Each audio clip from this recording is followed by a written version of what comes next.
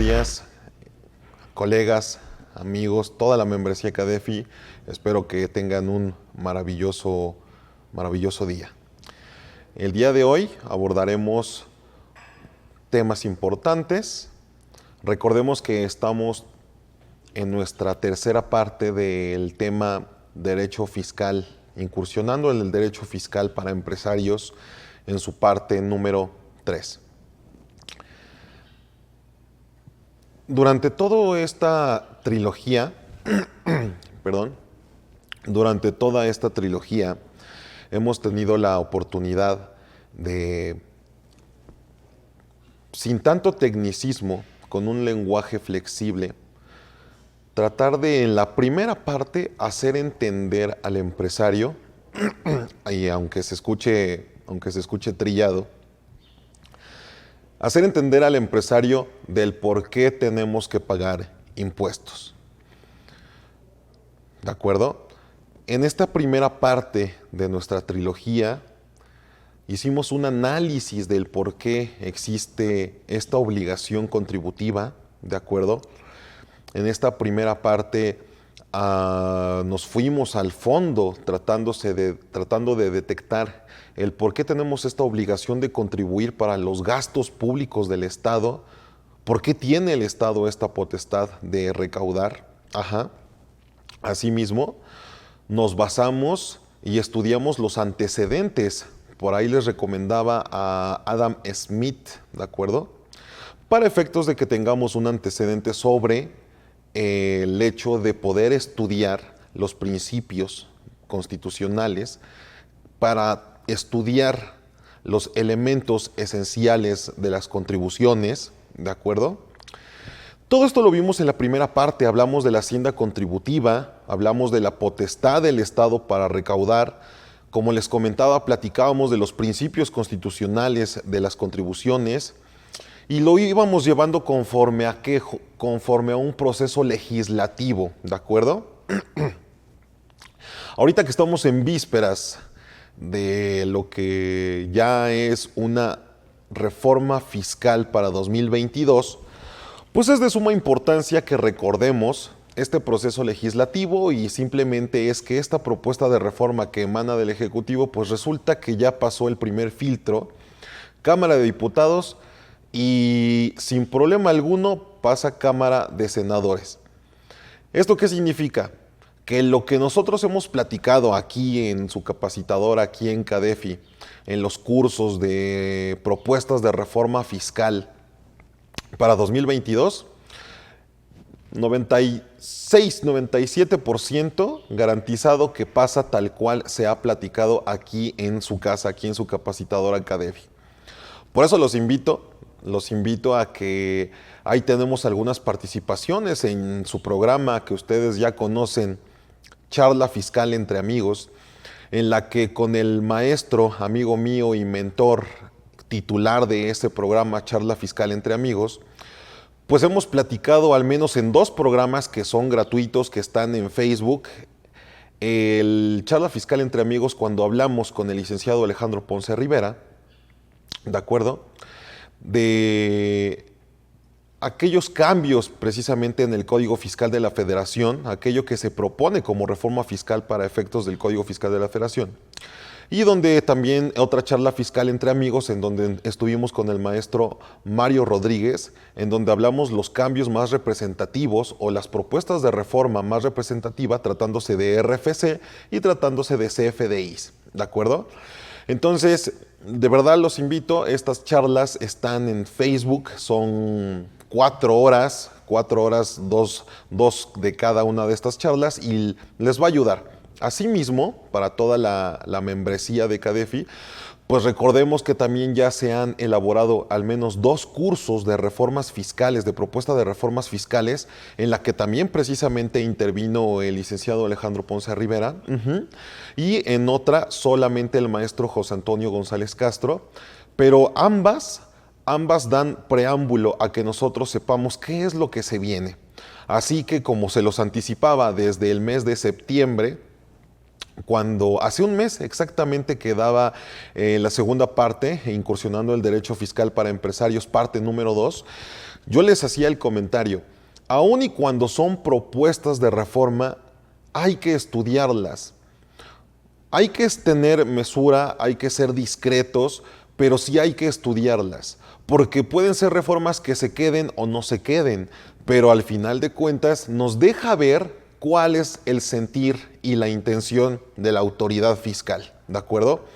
Hoy en día, para aquellos que ya desde el momento en que sale la propuesta y que ya se han enfocado a estudiarla, el régimen simplificado de confianza para físicas, para morales, los pequeños modificaciones o las pequeñas propuestas tratándose del impuesto al valor agregado, y que la parte jugosa o la parte sustanciosa, la parte que realmente debemos de poner mucha atención, pues es en las reformas, las propuestas de reformas al Código Fiscal de la Federación, pues aquellos colegas que ya se preocuparon en ese sentido, la verdad es que garantizado que a estas alturas ya tienen decisiones importantes sobre cómo poder hacer sostenible la entrada en vigor de la reforma fiscal 2022.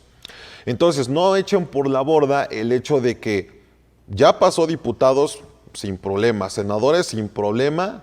Esto significa que vamos a tener propuesta de reforma y que al parecer, tal cual se propuso, pasará. Entonces, a estudiar, quería hacer este comentario primeramente, porque al final de cuentas toda la parte fiscal nos lleva al mismo punto, que es la reforma fiscal para 2022, como todas las reformas, tienen una finalidad, al menos de los últimos 10 años, tienen un fin de recaudatorio. Aunque no se crean nuevos impuestos, aunque no se incrementan tasas, se espera que el incremento recaudatorio sea demasiado alto. Y todo esto es por una razón, porque la autoridad cada vez pone más candados para efectos de evitar la elusión fiscal, evasión fiscal, para tratar de evitar, pues con todas sus letras hay que decirlo, nos ponen candados para que caigamos en un tema de no poder hacer deducibles nuestros gastos, las erogaciones. Con todo esto, lo que hace la autoridad es, pues pone candados, al no poder permitirnos hacer deducibles nuestros gastos, pues obviamente la autoridad ahí nos determina, o la base se incrementa, o nos determina presuntivamente también ingresos. Entonces, a estas alturas, ustedes ya deben de saber qué es lo que nos conviene para el siguiente año. Si no se han puesto a estudiar sobre la reforma fiscal, de verdad, hágalo, los invito. Ya hay mucha información en el mercado, pero honestamente, información de calidad, información que vale la pena, solamente aquí en su casa CADEFI. Con los mejores expositores, con los mejores exponentes en materia fiscal a nivel nacional, y la verdad es que CADEFI se ha preocupado por estar a la vanguardia tratándose de temas de actualidad, ¿de acuerdo? Entonces, pasando ese punto, regresamos a nuestra primera parte del derecho, de incursionando en el derecho fiscal para empresarios, porque nosotros le hacíamos entender al empresario el por qué tenía la obligación de contribuir, ¿de acuerdo? El por qué no solamente es un tema de, tengo que pagar impuestos, sí, pero si no le explicas al empresario el por qué, la verdad es que menos va a querer pagar impuestos. Recordemos que tenemos esta obligación que emana desde la Constitución, ¿sale? Es un artículo el cual nos establece la obligación de contribuir, ¿de acuerdo? Hablábamos sobre la potestad del Estado para esta parte de recaudar, de crear sus leyes, etcétera, los principios constitucionales de las contribuciones, y les recomendábamos por ahí también a Adam Smith, en el que habla en su libro de los principios doctrinarios de las contribuciones. El libro se llama La riqueza de las naciones. La verdad es que se los recomiendo mucho. Y con esto arrancábamos que desde la Constitución Política de 1857, pues ya teníamos un artículo 31, solamente que tenía en su fracción primera, decía, es obligación de todo mexicano, y en su fracción segunda, fracción primera decía, defender la independencia, el territorio, el honor, los derechos e intereses de la patria. Fracción número 2 decía, contribuir para los gastos públicos, así de la Federación como del Estado o municipios que resida, de la manera proporcional y equitativa que dispongan las leyes fiscales. Veíamos lo que es entonces, qué es una constitución, cómo se promulga, cuál es la parte de la constitución, la parte dogmática, la parte orgánica, la parte dogmática que nos habla precisamente de los derechos fundamentales, antes garantías individuales, después a partir del 2011 garantías fundamentales o derechos fundamentales, en donde se involucra ya mucha parte de derechos humanos, ¿de acuerdo? Y entonces entrábamos a la parte sobre qué deberíamos de entender como derecho fiscal. Esta introducción es porque vamos a llegar al punto del curso del día de hoy en el que ya debemos de tener como que el conocimiento general, precisamente los empresarios, para poder ahora ya darse cuenta de que por una parte tenemos una obligación contributiva, ¿sale? Una obligación de... Luego tenemos ahora cómo se determina, que fue nuestra segunda parte, cómo se determina cómo realmente pagamos los impuestos, cómo se deben de pagar, etcétera. Y por una tercera parte, ahora cómo se pagan. Existe la extinción de las obligaciones fiscales y esto será el tema de nuestra tercera parte. Pero solamente como introducción es importante que recuperemos lo más básico, ¿de acuerdo? Platicábamos que el derecho fiscal es el conjunto de normas jurídicas que regulan los ingresos fiscales, es decir, la recaudación del Estado, y comprende la actividad fiscal del Estado, las relaciones entre los particulares y su percusión sobre estos últimos. Perfecto. Hablábamos sobre que nosotros teníamos leyes, pero que todas estas leyes formaban parte de una jerarquía, lo que es el triángulo, ¿no?, de Hank Kelsen. Este triángulo, ¿no?, si recordamos, tiene hasta la base que la ley suprema es la Constitución Política de los Estados Unidos Mexicanos, y en el siguiente nivel se encuentran los tratados internacionales, de inmediato las leyes federales, sus reglamentos, las reglas generales como la resolución miscelánea fiscal, y hasta abajo los circulares. Platicábamos que tratándose de tratados internacionales puede igualarse a la Constitución Política de los Estados Unidos, solamente en este caso, puede igualarse a la Constitución Política de los Estados Unidos Mexicanos, siempre y cuando el tema a abordar sea un tema de derechos humanos. Siempre y cuando sea un tema de derechos humanos. De todo lo demás, la ley suprema es y siempre será la Constitución Política de los Estados Unidos Mexicanos. Hablamos de este artículo 31, fracción cuarta, en donde decía, a hoy en la actualidad, dice que todo son obligaciones de los mexicanos contribuir para los gastos públicos, ¿de acuerdo? Y entonces ahí nos pasábamos a los principios constitucionales. Hablábamos del principio de proporcionalidad, principio de equidad, en donde decía que deberíamos de tratar igual a los iguales de la manera más proporcional y equitativa posible. Es decir, si yo soy un régimen de incorporación fiscal, hey Estado, hey autoridad, trátame con las mismas reglas que tratas a todos los que están en este régimen fiscal, ¿sale? Esto es la parte como de equitativa. La parte proporcional es que sea mediante una tarifa, mediante una cuota, pero que dime cómo voy a pagarte impuestos en función de qué, cuál va a ser mi base, ¿de acuerdo? Esto nos llevaba a que platicábamos de la Constitución Política, los artículos 14 y los artículos 16, que son súper importantísimos para efectos de la principio de legalidad, reserva de ley. Todos estos principios constitucionales, como lo emana el 14 y el 16 de la Constitución Política, pues precisamente habla de que nadie será molesto en su casa, en su persona, en sus bienes. Entonces, estos artículos son fundamentales. Nada más estamos dando un repaso rápido antes de entrar de manera directa a nuestro curso. Cuando hablábamos del proceso legislativo, recordábamos que toda la escalerita es que estaba el proyecto de ley, ¿vale? Llega a la Cámara de Origen, que se discute, luego a la Cámara de Revisión para su aprobación, y el presidente de la República ya hace lo que es la promulgación, ¿no? La ley o el decreto nace. Veíamos los elementos esenciales de las contribuciones, en donde de manera muy detallada veíamos cuál es el objeto, el sujeto, la base, la tarifa y la época de pago.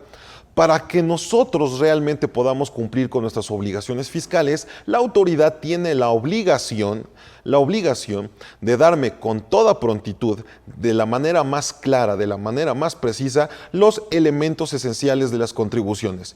Si la autoridad llegara a requerirme o a pedirme o a revisarme por alguna contribución, de acuerdo, que yo haya omitido, pero no está en ninguno de los supuestos en la que me explique con toda transparencia cuáles son los elementos esenciales de esa contribución, hablando de objeto, sujeto, base, tarifa o época de pago, es un acto ilegal, ¿de acuerdo? Entonces, ¿tenemos obligación de contribuir? Sí, siempre y cuando también el Estado nos ponga el ABC, ¿de acuerdo? Perfecto.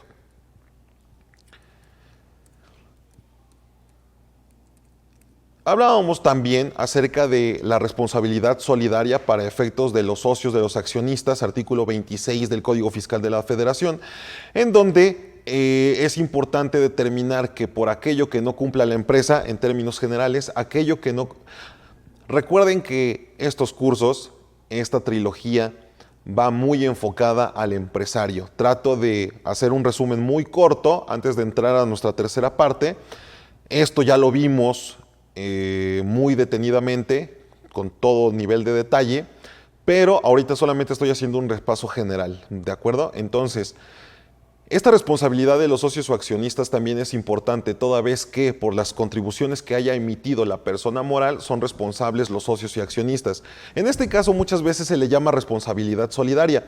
Yo más bien entendería un tema como de responsabilidad subsidiaria. ¿Subsidiaria por qué?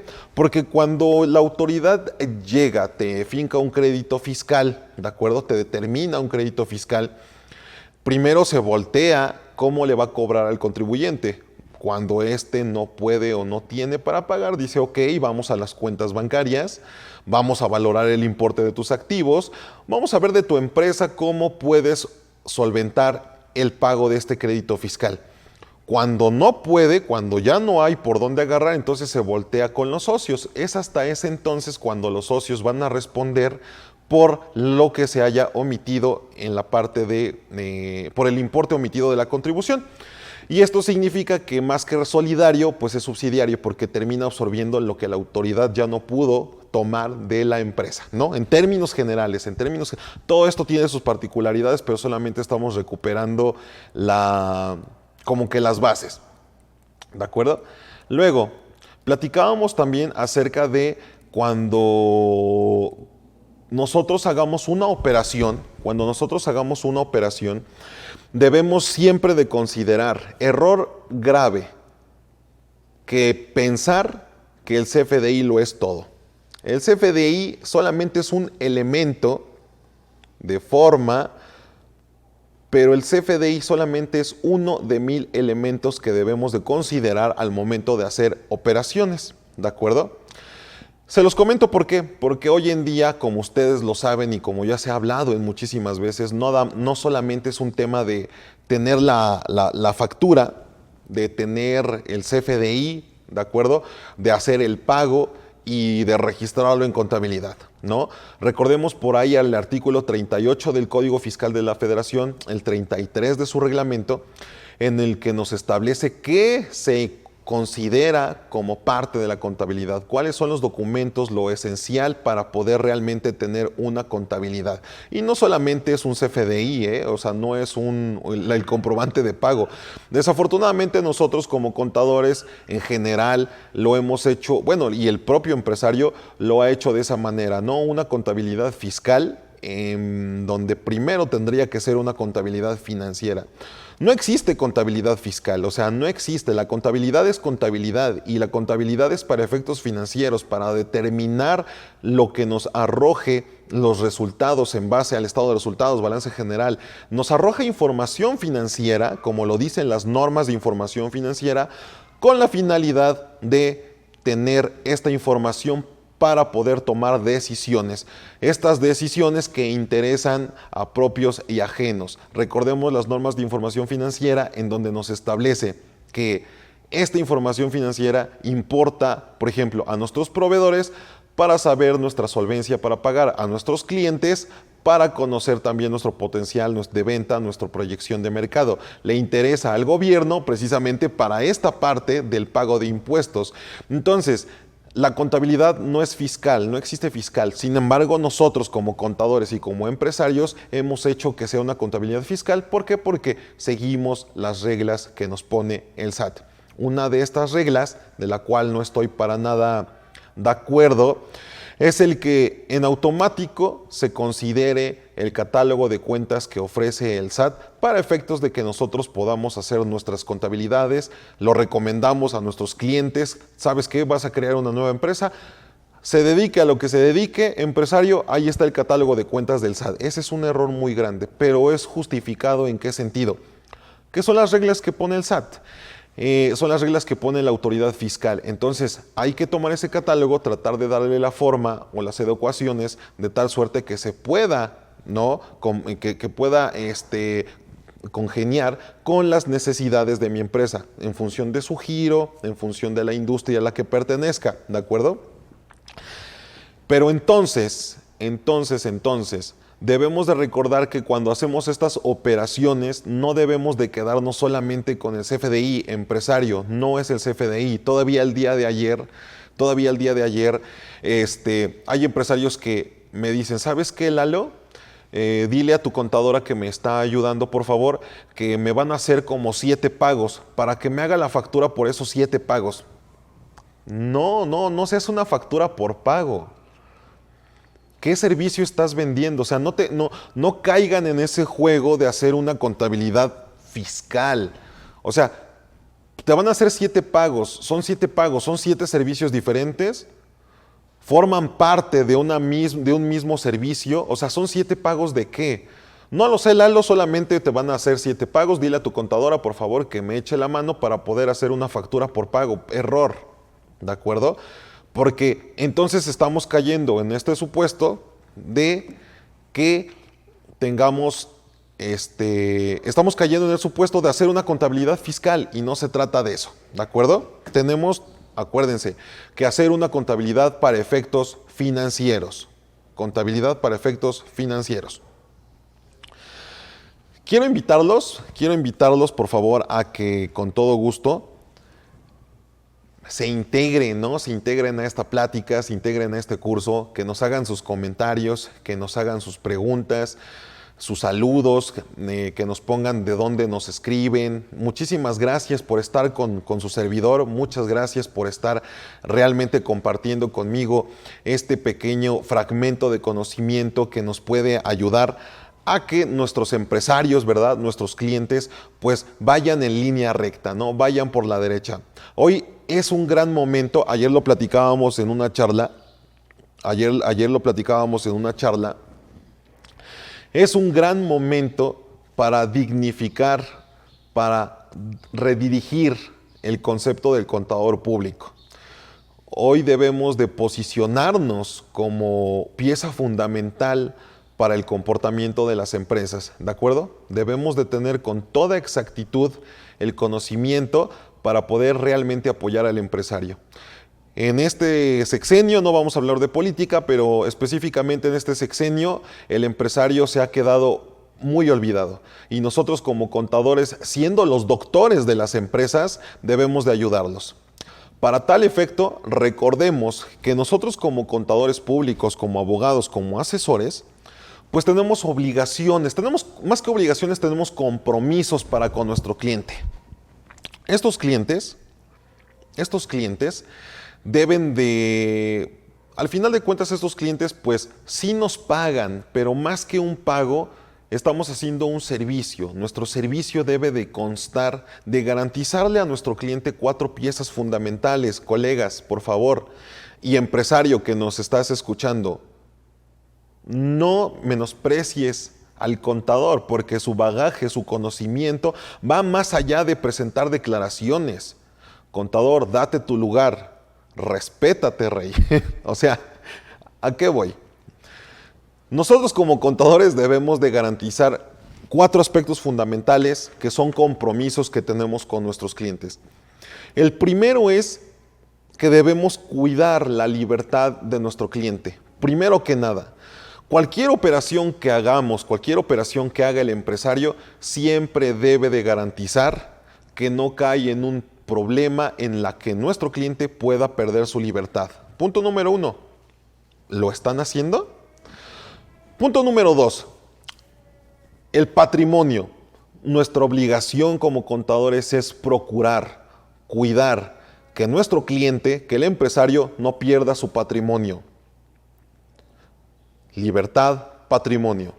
Punto número 3, debemos de cuidar y debemos de garantizar que el negocio siga en marcha, que el negocio siga operando. Y finalmente, debemos ayudar al empresario para que este empresario cumpla con sus obligaciones fiscales de la manera más correcta que se pueda, de la manera más económica que se pueda, siempre con estricto apego a derecho. Son 4 aspectos. Entonces, oye, mi compromiso con el cliente es presentarle sus declaraciones antes del día 17. Tache. Mi compromiso con el cliente es que la opinión del cumplimiento salga positiva. Tache. Mi compromiso con el cliente es que tengamos la contabilidad y que presentemos declaraciones y que no, tache, no, vamos a ver más allá, mucho más allá. 4 piezas fundamentales: libertad, patrimonio, que el negocio siga en marcha y que el contribuyente cumpla con sus obligaciones fiscales, ¿de acuerdo? Para tal efecto, cuando el cliente haga operaciones, cuando el contribuyente, cuando el empresario tenga sus operaciones, debemos de garantizar 2 temas muy importantes que ya se ha abordado muchísimo, que es el tema de materialidad y que es el tema de razón de negocios. La materialidad nada más por hacer el comentario, recordemos que la materialidad prácticamente es comprobar que la operación sí existe. Recordemos que la autoridad fiscal, en una exposición de motivos que se hizo para la reforma fiscal 2014, fíjense desde dónde viene, para la reforma fiscal 2014, se hace una ley, ¿de acuerdo? La cual cambió todo el paradigma. ¿Qué significa? Que en la exposición de motivos, la autoridad establece que conoce un pool de contribuyentes y que estos contribuyentes están tratándole de dar efectos jurídicos a situaciones que realmente nunca pasaron. Es decir, están simulando. ¿Cómo simulan estas operaciones? Porque hay contribuyentes que se dedican a la compra-venta de facturas. Cuando se dedican a la compra-venta de facturas, el fin de esta compra-venta de facturas es tener deducciones, ¿de acuerdo? Y por eso estos FDIs amparan deducciones falsas, amparan operaciones inexistentes o simuladas. Se crea un artículo 69b del Código Fiscal de la Federación en la que establece que caerá en este tema de 69b de operaciones inexistentes o falsas aquellos contribuyentes que no cumplan con los elementos de tener materialidad, de infraestructura, de trabajadores, ¿de acuerdo? O de capacidad material, ¿de acuerdo? Entonces, cuando nosotros hagamos una operación debemos de garantizar que estamos cumpliendo con lo que nos establece el artículo 69b. Es decir, si damos un servicio o hacemos una operación de compraventa, una comercialización, pues debemos de garantizar que tengamos estos elementos, que tengamos, pues obviamente la infraestructura para poder ofrecer mi servicio, que tengamos también el tema de nuestros trabajadores. Si nosotros lo hacemos por nosotros mismos, pues saber cómo explicarle a la autoridad que lo estamos haciendo nosotros. Debemos de tener la parte de activos, ¿de acuerdo? Con la cual podamos ofrecer nuestro servicio. Toda esta parte es materialidad. Luego, adicionalmente a esto, materialidad también debe de considerarse todo aquello que deba corresponder a la contabilidad. Es decir, toda la parte corporativa y toda la parte contractual. Si tengo operaciones con clientes, el contrato con clientes. Si tengo operaciones con proveedores, el contrato con proveedores, ¿de acuerdo? El que tengamos el CFDI, elemento básico, el que tengamos el comprobante de pago, exacto. Si nosotros vendimos un producto, pues que tengamos el registro contable perfectamente de la salida de nuestro almacén, que se vea afectado con toda prontitud y con toda exactitud y transparencia el costo de ventas, ¿de acuerdo? O sea, no es sencillo hacer contabilidad, no es un tema sencillo. Por lo tanto, debemos de garantizar materialidad. Ya está. Luego, razón de negocios. Esta razón de negocios está en el 5A del Código Fiscal de la Federación y básicamente es explicarle a la autoridad el por qué hice una operación y que esta operación solamente tiene un fin financiero o económico, de tal suerte que no estoy persiguiendo una finalidad fiscal. Si la autoridad de cada operación puede determinar que yo estoy haciendo alguna simulación porque tengo un efecto fiscal, entonces ahí es en donde nos castigan. ¿Qué tal? ¿Cómo están? Amigos de Facebook, sean bienvenidos. Estamos en nuestra parte número 3 de nuestro curso Incursionando en el Derecho Fiscal, parte 3, precisamente para empresarios, ¿de acuerdo? Sean todos bienvenidos. La verdad es que es un placer, es un gusto que nos estén acompañando el día de hoy. Y estábamos retomando precisamente nuestras bases. En esta tercera parte veremos y conoceremos las formas de extinción de las obligaciones.